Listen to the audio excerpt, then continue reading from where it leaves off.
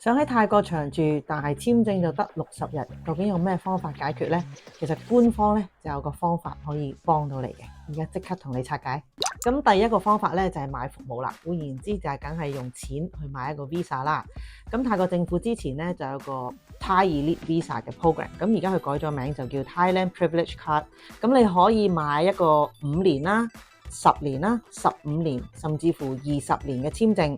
咁費用方面咧係由65萬泰銖去到500萬泰銖嘅。咁呢個 visa 咧純粹就係用錢買方便嘅，同埋佢另外會有好多優惠，例如去到機場啦，你可以行 VIP 通道啦，有專車接送啦，同埋有好多生活上嘅優惠嘅。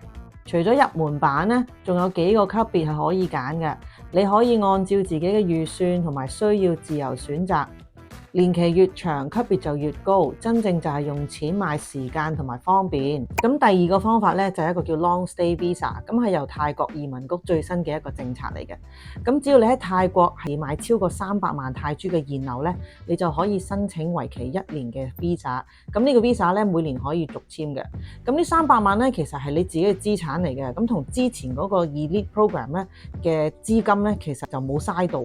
咁所以咧，你問我，如果你話掂都係泰國住啦，我覺得呢個會係更加划算咯。如果你想知道泰國更多移居嘅資料，甚至乎想了解更多泰國嘅房地產，歡迎聯絡我哋。